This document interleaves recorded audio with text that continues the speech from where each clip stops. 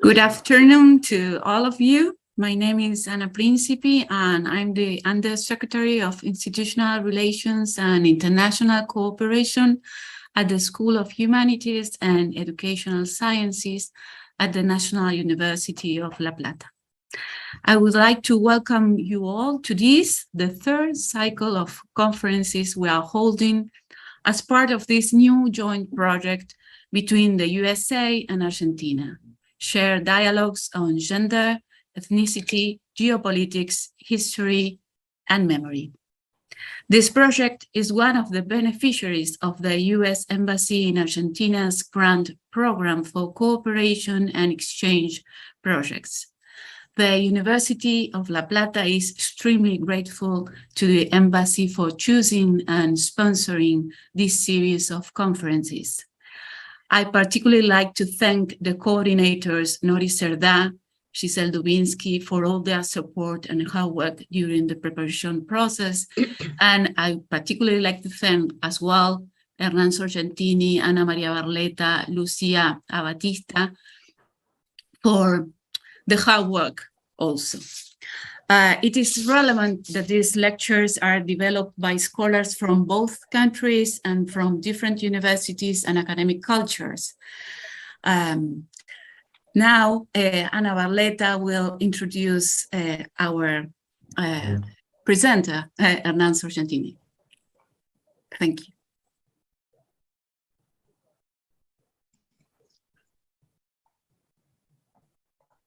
Well, hello, everybody. Thank you, Anna, for your presentation.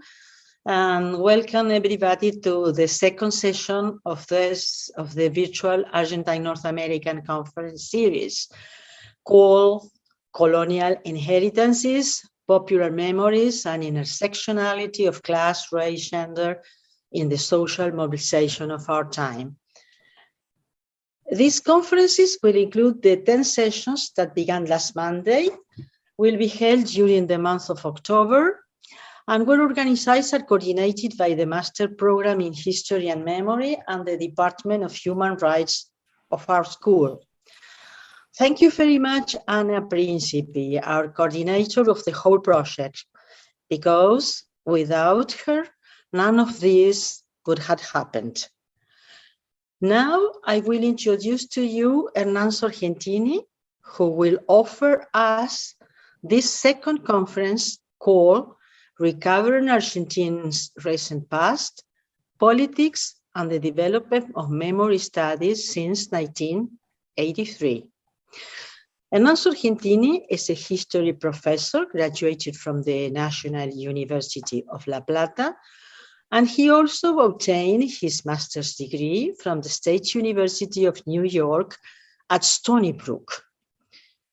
He's currently part, as a researcher, of one research program that deals with the subject, the different meanings of the past, historiographies, cultural practices, and memory. His research interests are focused on historiography and Argentine recent history. He also works as an associate professor in the history department, and since 2014 also as our faculty academic secretary. He has taught undergraduate courses on issues of theory and methodology of history, historiography, memory, and human rights, and recent Argentine and Latin American history. I'd like to add that he's professor of our master program in charge of a central subject of our training path, such as history and memory. Now, I will leave you with Hernán Sorgentini, but before, I just want to remember you that any questions or comments you would like to make, you can write them in the YouTube chat. Thank you very much. Well, thank you, Ana, for your presentation. And thank you, Ana Principi, for all the efforts you put in this project that offer us and scholars from here and the US the opportunity to exchange our views and build dialogues that I think are very helpful to think our current problems in the social sciences. I will start with my talk. I ask you, excuse me, I will read because I'm not so fluent with English, but I will try to be as clear as possible. And well, if there are some questions, please feel free to ask me. Recent history and memory studies are part of one of the most innovative currents of research in the social sciences in Argentina today. Built upon the dialogues of different disciplines, these studies have recently entered into contemporary academic debate by addressing a quite diverse set of issues concerning the legacies of traumatic events of the past of political repression during the times of the last dictatorship. I will present in this talk an interpretation of how this field emerged, obtained legitimacy, and consolidated itself in the last few decades. I will argue at the same time that the history of the field illustrates some crucial aspects of the process of democratization itself. My starting point is that recent history and memory studies in Argentina developed through the attempt to provide a comprehensive historical interpretation of three main historical cycles: the political radicalization and revolution of the 1970s, the period of the dictatorship, that is 1976-83, and the transition to democracy since 1983. Scholars' production and interests are diverse and sometimes fragmentary. Also, there are specific debates around each of these periods and multiple political agendas behind them. As Cecilia Lesgard has argued, histories of the political radicalization, the repression, and the transition pursue aims so diverse, such as recovering and recreating political traditions, repairing personal stories, establishing legacies for future generations, or coming to terms with the conflicts of the past.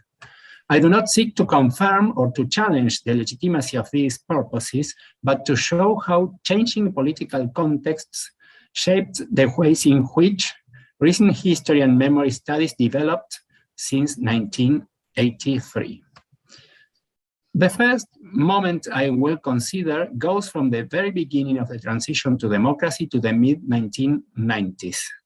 It is the moment of the refundation of democracy. We can say it is the period of the rise and fall of the promise of democratic refundation. I will review some crucial events of the period to have some reference, especially for those who are not so familiar with Argentina's history. Give me a second. I will share the screen.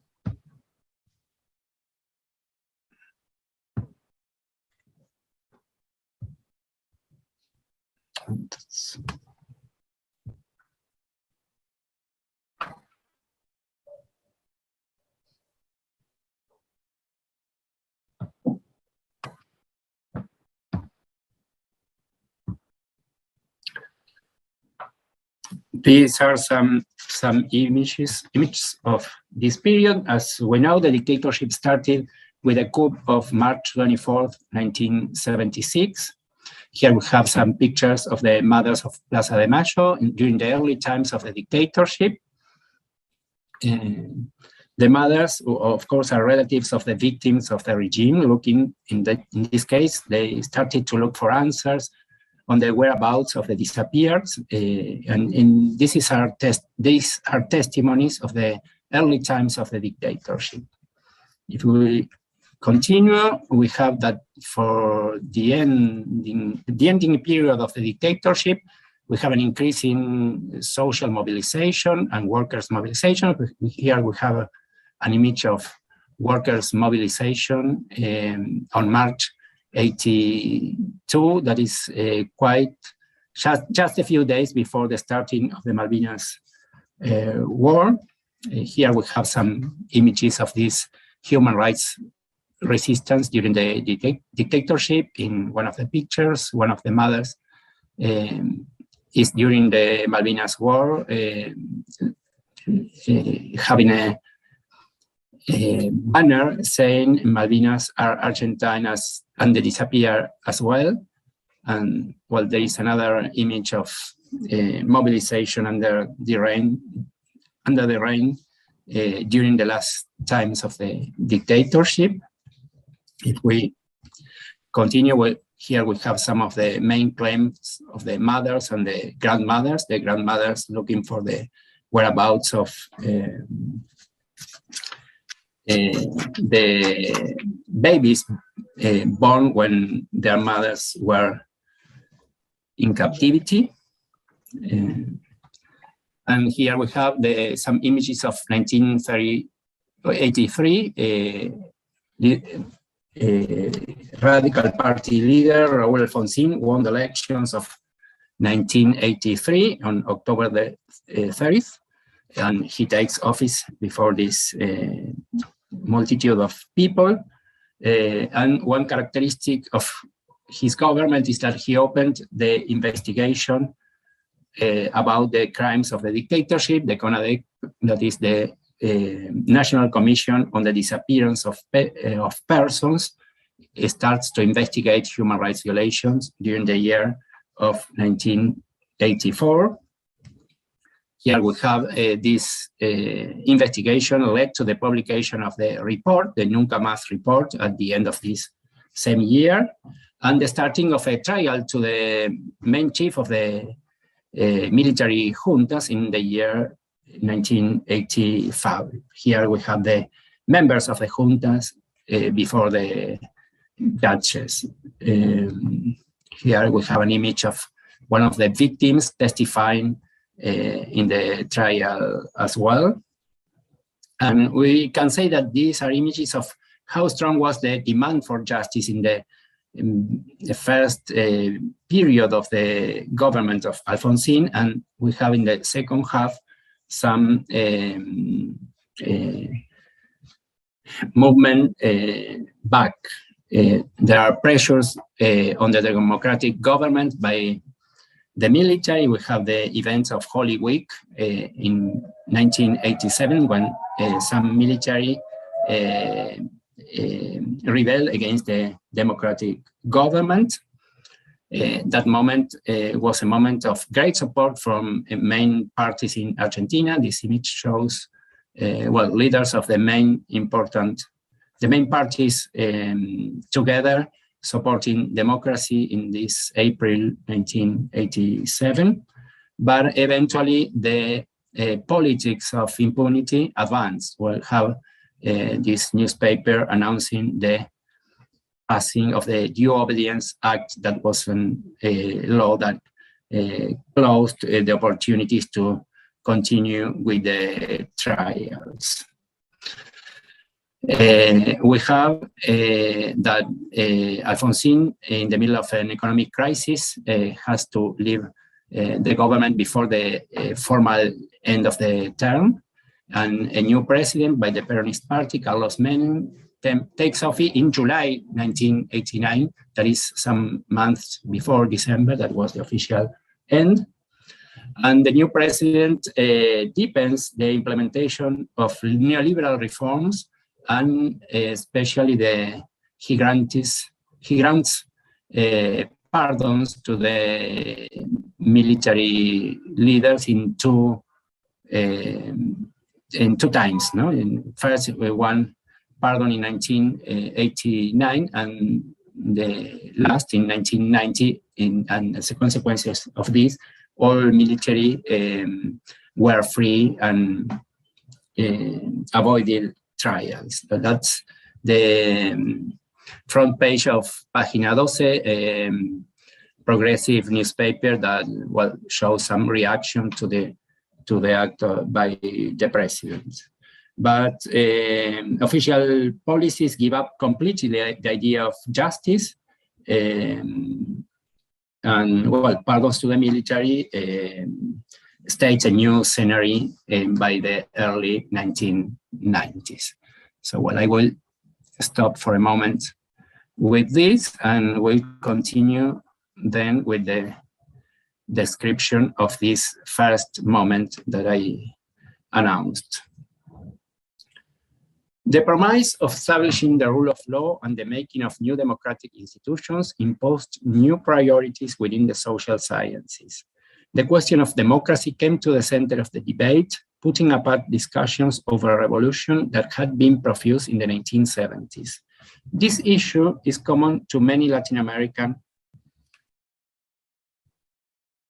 countries of the period. In the period, scholars widely agreed on the need to critically examine the assumptions of former leftist and revolutionary politics. For many of them, who had been part of the 70s generation, this criticism merged with an autocritical exam of their former political positions. Almost all moved towards new reformist ideas.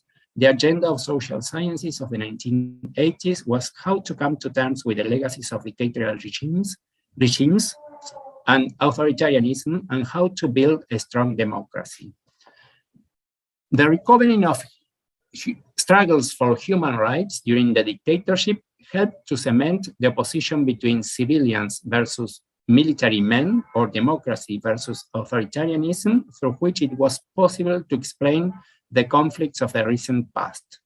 The activism and the political violence of the 1960s and 70s was seen from the point of view of this lens.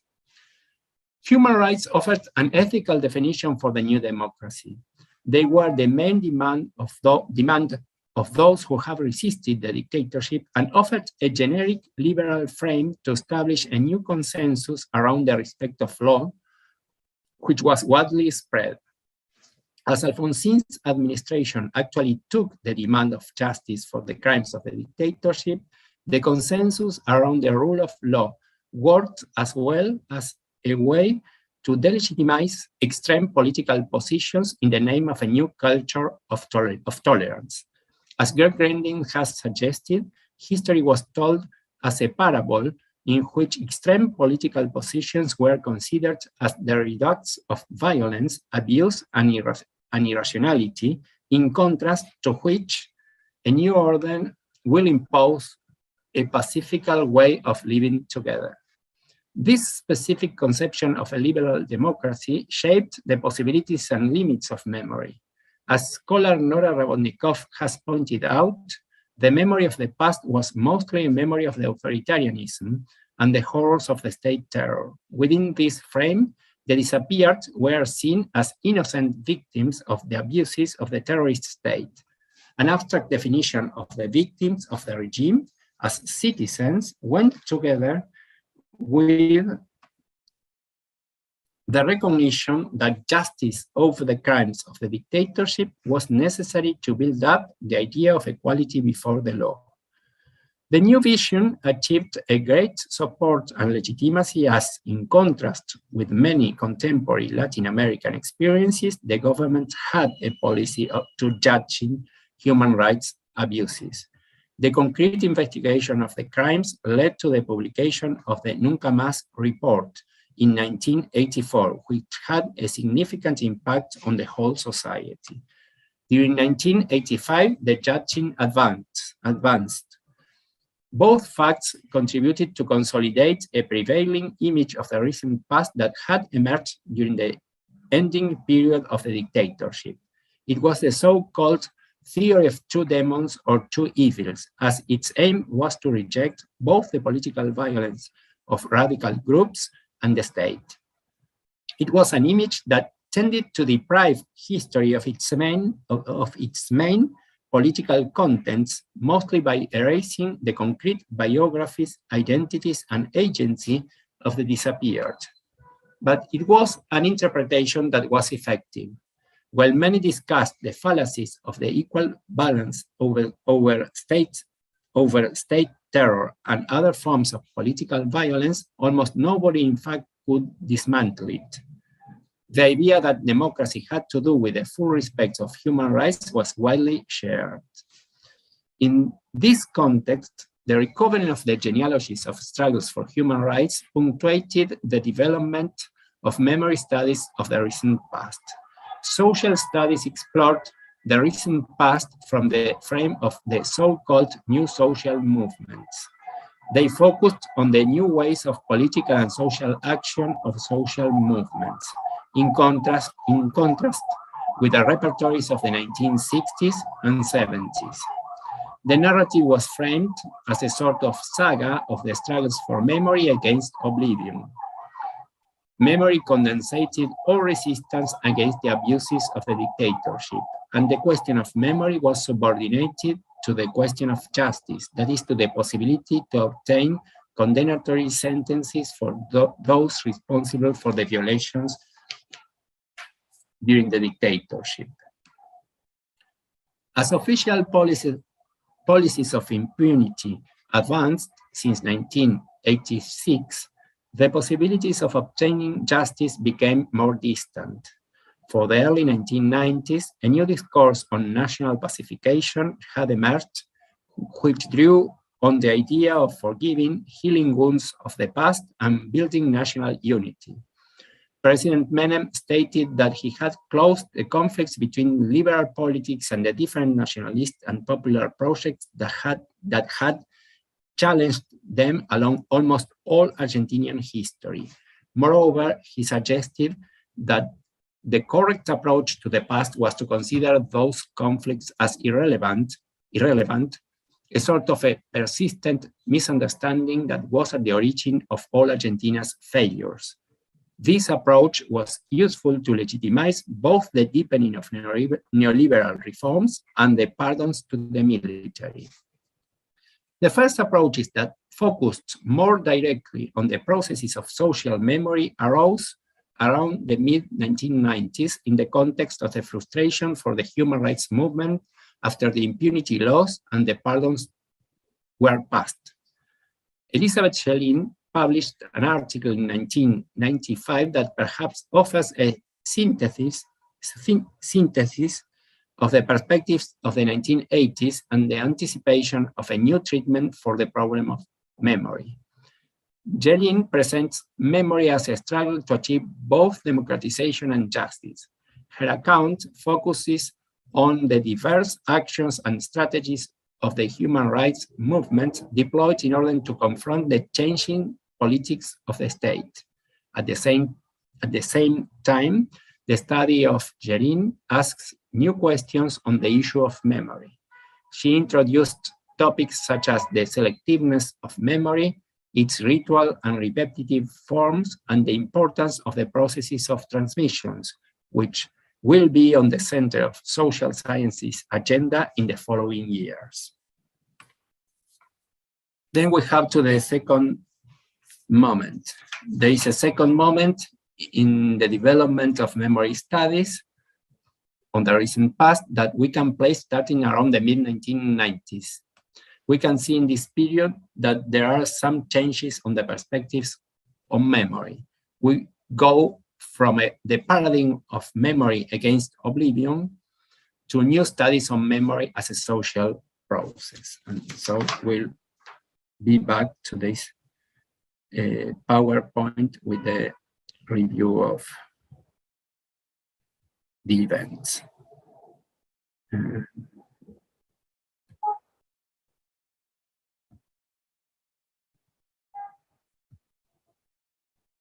We'll continue then in the mid-90s. We have in the mid-90s around 1994. Well, we have in the mid-1990s a series of events that helped to reactivate the mobilization around the demands of human rights and against impunity after some period of closure, that was the period of the early 1990s, that were the years after the passing of the pardons. We have the emergence of, in the mid-1990s, the emergence of new groups such as hijos, sons and daughters of the disappeared, that now appeared very visible and organized in the public scene, in the political scene as well. We have also some talk by the perpetrators or the military. Here is the chief commander of the armed forces, Martin Balsa, the commander in the 1990s, that he pronounced a so-called regret discourse, repentance, I put, but it's regret discourse. It's so-called regret because there was much discussion if it was really a regret discourse or not, but it opened the discussion. We have some talk by direct perpetrators, such as Adolfo Silingo. Here we have the headlines about the confession of Silingo that talked about his participation in the death flights. And we have here Silingo in a picture that is from a later period than when he was doing some performance during one of the trials, when trials started again very much years later, many years later. And we have a strong mobilization. Well, here we have a demonstration, a new mobilization by human rights groups, in this case, targeting one of the symbolic centers of detention, the ESMA, the School of Mechanics of the Navy, and with this banner that it says School of Torturers and Murderers of Mechanics of the Navy. That is 1995. And we have an important moment in the 20th anniversary of the coup of 1976 in 1996. What I point out here is that there are new and old actors that came together in mobilization. Here are some examples of leaflets that connect in new ways, past and present. I will talk about this later. We have some didactic explanations of what started with the coup of 1976 as a way to understand the social crisis and conflicts of the present, and the idea that we have a historical narrative of our present starting in 1976 and the repression, and connection with some human rights demands of the present. For example, in one of them, the claim, the demand for the liberty of one political prisoner. And we have new forms of political action. Here we have the scratches. The group of hijos was important in these new ways of political action.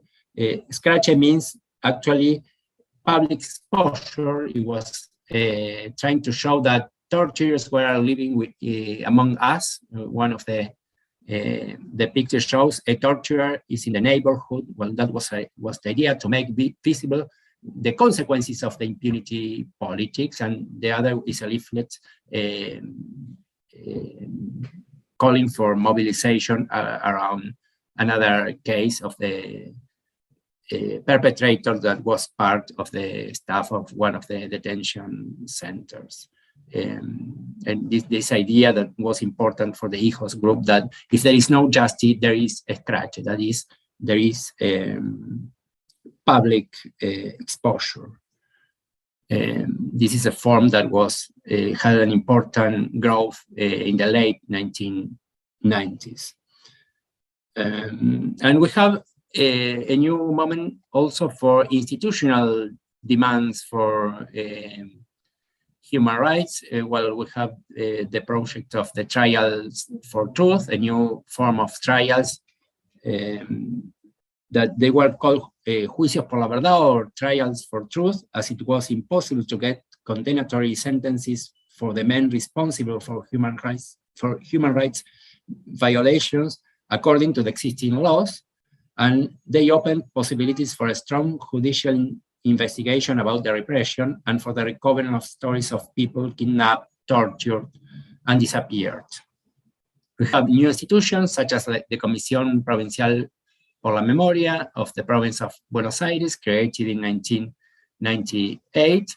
And we have here another example of a new initiative, Memoria Abierta, created in 1999. So let's go to talk about this second moment.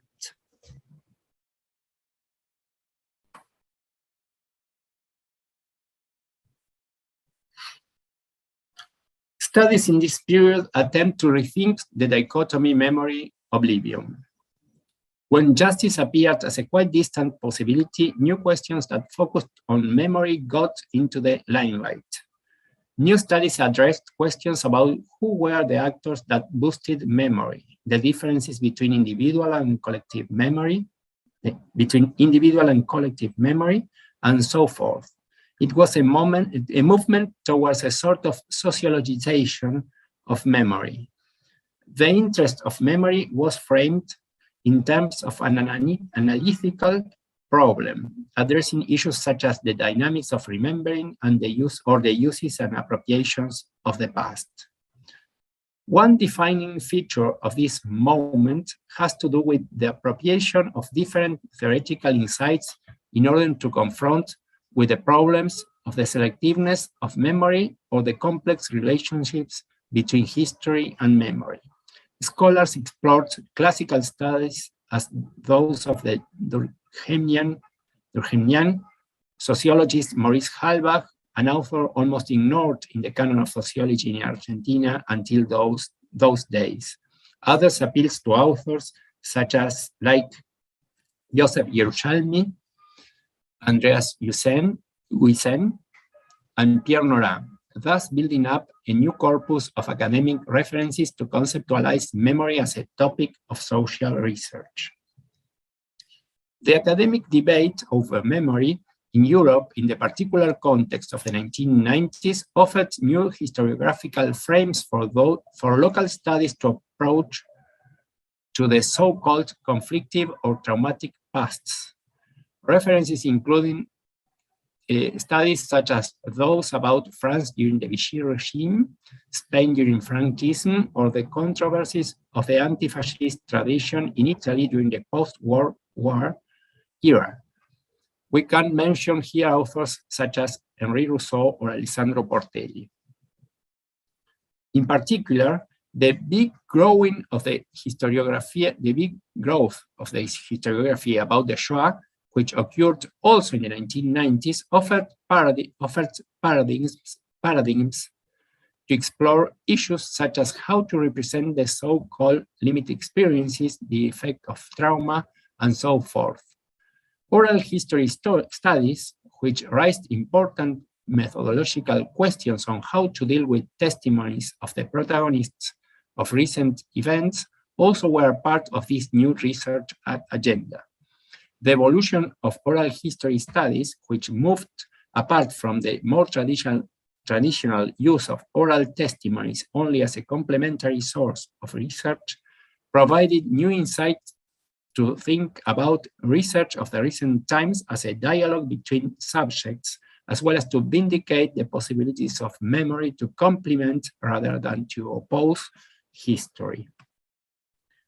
We can conclude that even when the approaches were quite diverse, there was a new common point in the interest on subjectivity, the making of social identities, the complex processes of remembering, and the selectiveness of memory.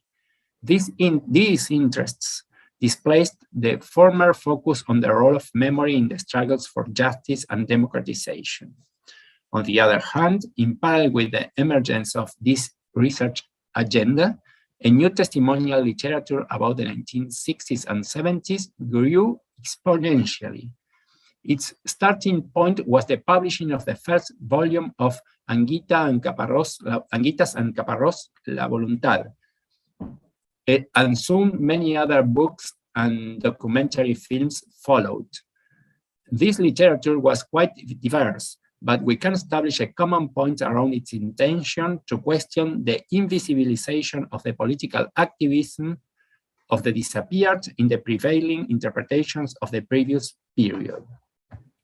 Clearly, it was more on the side of memory rather than history if we take for a minute the simplistic opposition between both.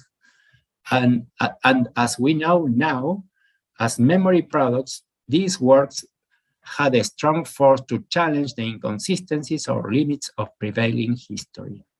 Academic production had a diverse and complicated relation with this literature, but what it is clear is that this literature was an unavoidable point of view to take into account when conducting research and building new narratives of the recent past. One thing that seems significant to me is that this literature, which was at the center of the criticisms of new approaches to memory, is crucial to understand the new narratives that emerged during this period. The point that is relevant is the fact that the opening of the memory question paradoxically did not imply giving up a normative perspective. We can refer to one of the leading interpretations of the period, the one proposed by authors such as Ugo Besetti and Luis Alberto Romero. These authors wanted to put into question the inconsistencies of the vindication of political mobilization and the revolutionary projects of the 1970s, as well as the contemporary approach to the history of the dictatorship.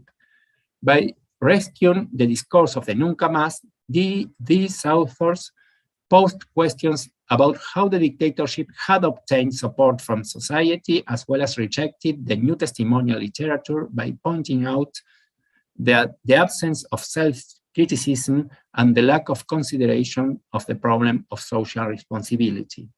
Paradoxically, in the leading interpretations, the burden of an invigorated professional historiography was brought to the discussion in order to support a particular political position, that is, the narrative prevailing since the 1980s that focused on the opposition of democracy versus authoritarianism, the values of political prudency, and the acceptance of the intrinsic limits of democracy in the name of social responsibility.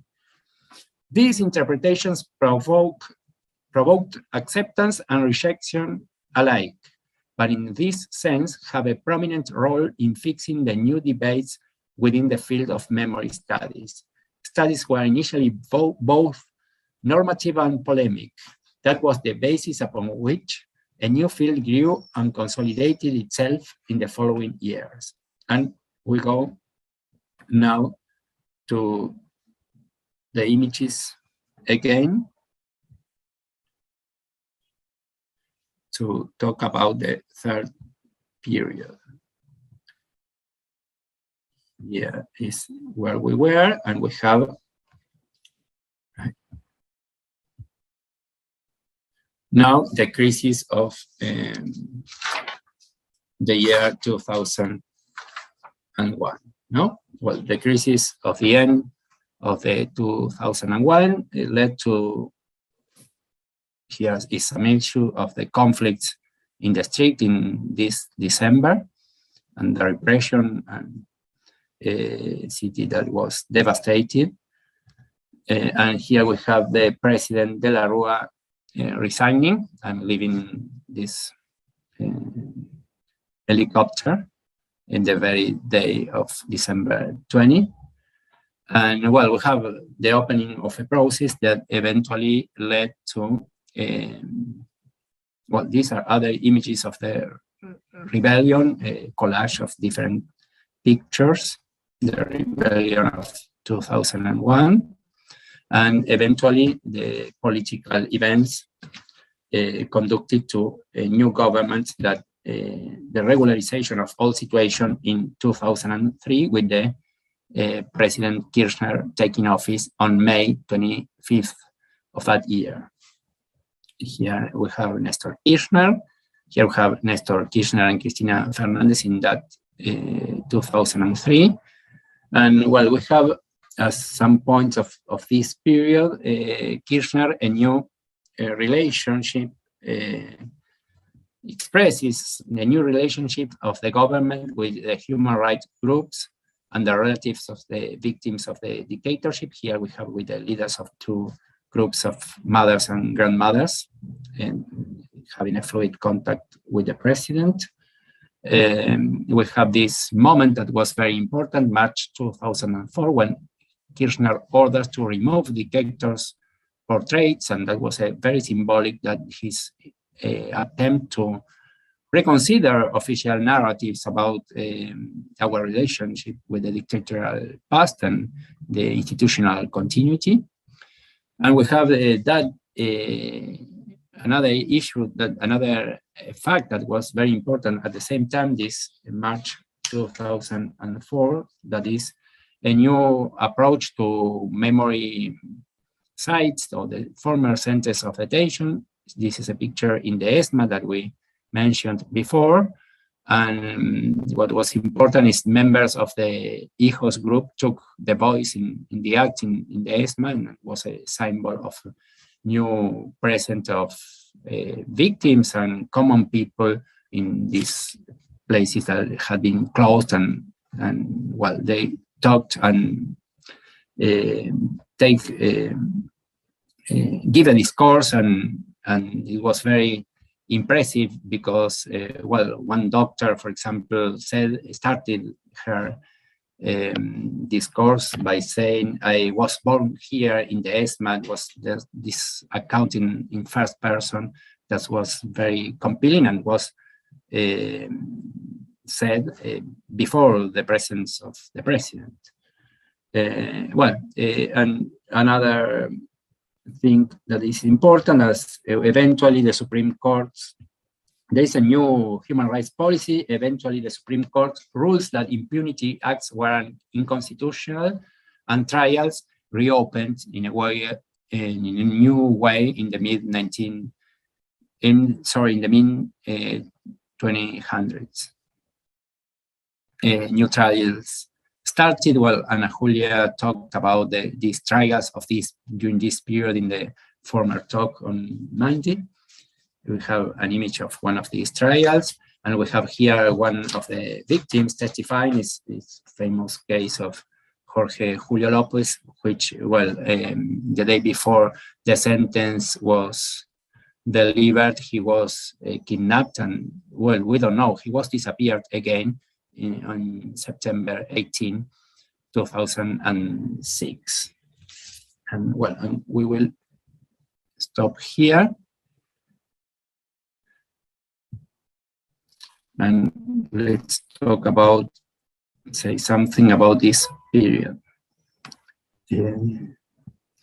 Many reasons support the idea that since the crisis of 2001 and the new administration of Néstor Kirchner in 2003, we entered into a new period. Kirchner's administrations appealed to human rights to give legitimacy to his government. Justice, truth, and memory were put on the center of the political agenda in a way that in many aspects had no precedence in the previous approaches. The political project of the present presented itself as a continuity with the idea of the young generation of the 1970s. This identification challenged the theory of the two demons, as well as the discourse of national reconciliation that had grounded the pardons. This challenge allowed the new government to build a new alliance with relatives of the victims of the dictatorship, as well as other human rights groups. In this sense, changed the parameters around which these groups related with official policies and the state.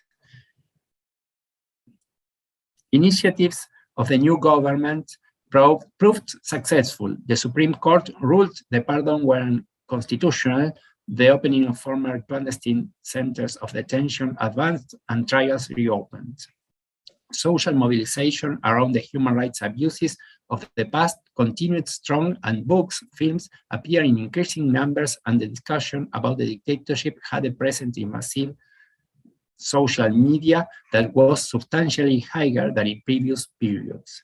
The debate over the recent past entered in many ways into the national public scene. Entered into the national public scene, as well as it reached a quite broader audience. Within this context, the research on memory issues advanced increasingly as well. New topics and methodological approaches emerged and consolidated. The constitution of new archives, which played a crucial role in providing evidence for the trials in course, also set up the basis for research as well as the debate about its preservation, accessibility, and public use for judicial officials, researchers, and the victims alike. There was also a progressive change towards a more political view of the recent past. As Rabotnikov suggests, the old issue of the politics of memory now turned into a memory of politics, that is, a debate of the political sense of the recovering of the past.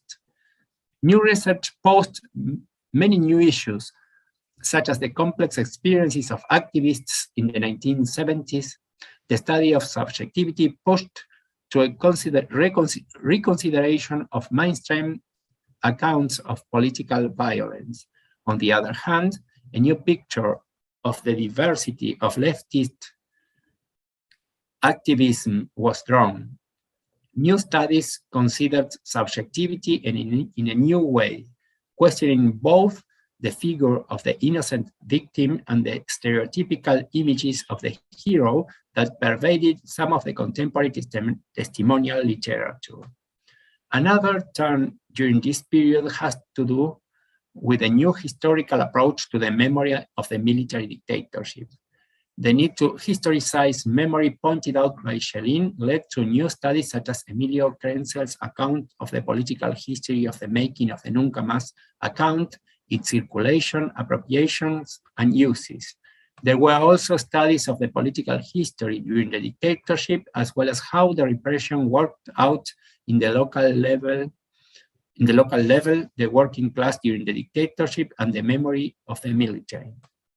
A more diverse narrative of who the victims to the dictatorship were was drawn, including new studies on political prisoners, exiles, ex-fighters of the Malvinas War, groups of ex-disappeared or survivors, and so on. These are just a few examples of a more wide spectrum. Historicization of memory was carried out in multiple ways, which included new methodological approaches and perspectives, reflections about the multiple sense of politicization or empirical research of several specific cases. The question that persisted was how to articulate an account of the three cycles of radicalization, repression, and transition to democracy, and its relationship with the present. So as a conclusion, I will say, I think that this review, which ends in some undefined moment of the middle or the end of the decade of the 2000s, shows the omnipresence of politics in the definition of the ways in which the past was recovered and signified since the return to democracy in 1983. Many of the debates and perspectives have been oriented to support different projects of democratization: the account of the Nunca Más, the ethics of social responsibility, or the recovering of the richness of leftist and popular traditions of the 1970s, and so forth.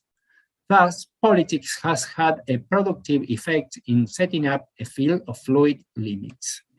The history of the development of the field was built upon a great consensus about the idea of democracy, a consensus based on the rejection of political violence and the respect of human rights. This consensus proved to be resistance. We can show, for the later discussion perhaps, I think we can show three moments that show the strength of this consensus. And we have here three pictures.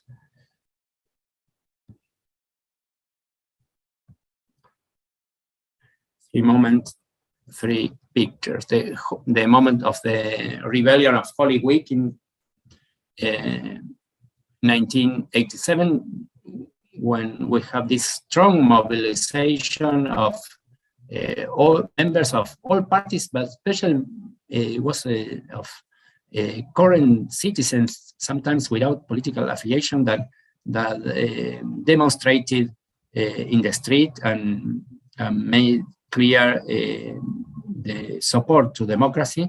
We have the strong mobilization against the state of siege in December 2001. That was an important element of this rebellion. It was when the president saw that there was some conflict in the street, tried to pass a decree saying there is state of siege, and people challenged that in the street immediately, December 2001. And we have the massive mobilization against Supreme Court rule in favor of military contempt for human rights violations on May 2017. That is after I finished my narrative. That is a moment of regression, the attempt of the very Supreme Court to move back from the consensus about the importance of human rights and trials, and that there was this strong mobilization using the symbol of the resistance to the dictatorship that was the mother's head chief, I don't remember, the pañuelo. Handkerchief. Handkerchief. Sí. Sorry. Well, these three moments, I think, symbolize this idea. And, but there is another side. This consensus also illustrates some limits of the prevailing conception of political democracy. In some moments, the crisis that expressed the limits of democracy opened opportunities to social changes, as well as a new articulation of the narratives of the main cycles of recent history, as the events following the crisis of 2001 show. In part as a result of these changes, we have now a set of narratives of the recent past, rich and diverse. And we are now again in one of those moments of crisis and uncertainty in which the great consensus about democracy seems to be weaker. The question about the possible political impact of our enriched understanding of the past to inform the present remains. And with this, I finish the presentation. Thank you, Hernán. Great presentation. So clear, so comprehensive also. I don't know, I wasn't talking. Yes. But thank you very, very, very much, Hernán. It was a very interesting and suggestive and illustrative presentation. I mean, the pictures are very illustrative, very nice picture, very good pictures to illustrate the route you wanted to trace, the route you wanted to show us. You showed very carefully the prevailing legal imprint and the demand of justice as a central characteristic of the fight for democracy in our country. I mean, since the very beginning of its recovery. And it's a very strong mark of our democracy, the alliance between democracy and human rights. I think you wanted to show this. And then the productive imprint of politics in the emergence of Argentine recent history. And these two ways you show, the democracy way and the academic studies, were very, very, very, very clear. And it was very, very nice to hear you. Well, thank you all for the comments. Yeah. I don't know if there are any comments in the comments from people here, but I don't know if there is some comments from. Not yet, I think. And Fernando is encouraging people to ask questions right now. Enrique Gogin is uploading. Gargin, sorry. Okay, I don't see him. No, I don't see anybody, but I'm not trying to do it because I will. Yes. Yes. Yeah, and it's very nice to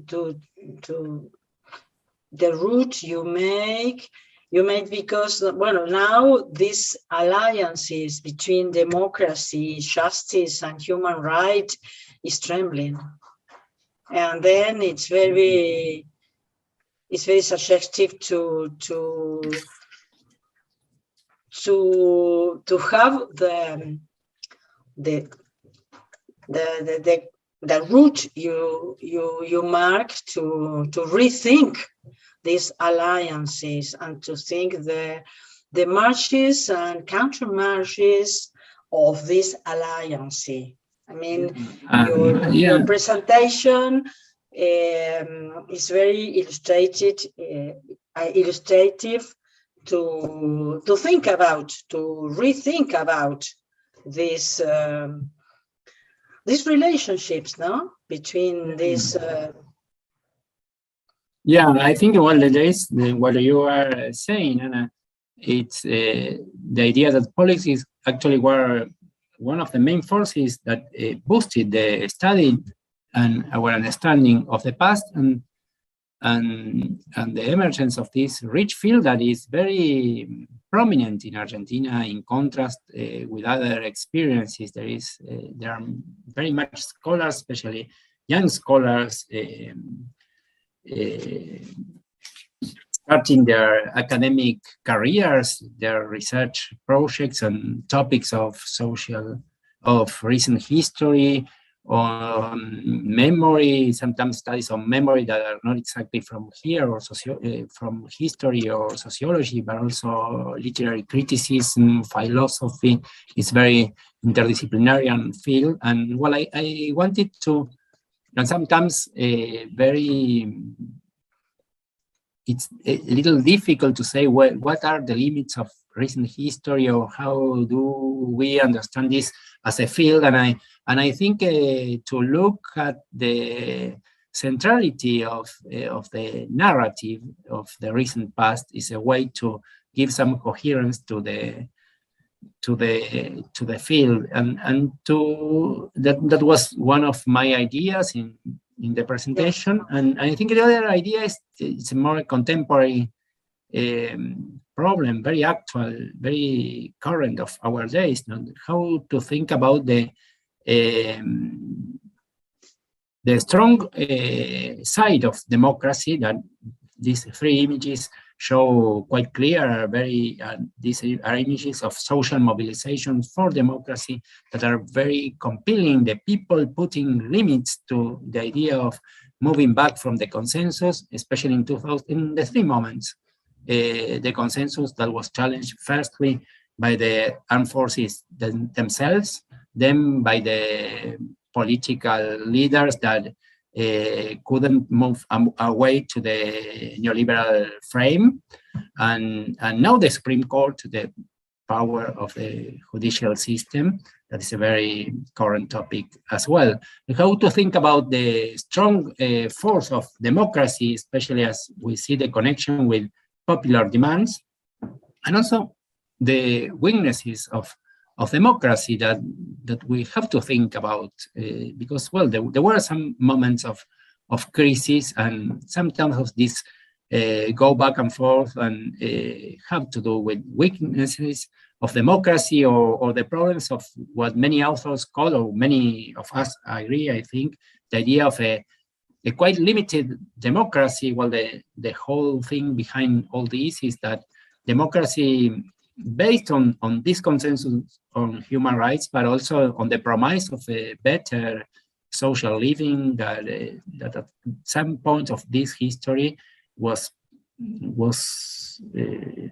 seen as ineffective, and that weakened the idea of democracy. And I think we are now in a moment of we are worried about the weakness of democracy, not only in Argentina, but the whole Latin American continent and the United States as well. I think it's a very present issue of this last decade. And well, I don't know exactly what the connection is, but I tried to put these things together to start a dialogue that I think is what is important in these talks, to start a dialogue and from one idea go further and see what people wants to think. Yes. It's okay. Now, I also want to underline what you suggest, the juxtaposition of many times that coexist in the present times, in the currently or actual, I know how to say, democracy. This periodization. The period seems to be all together now in the discussion. I don't know. Yeah. All together now. All together now.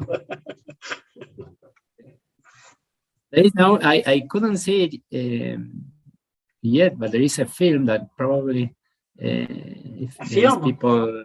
Yeah, I couldn't watch the film actually.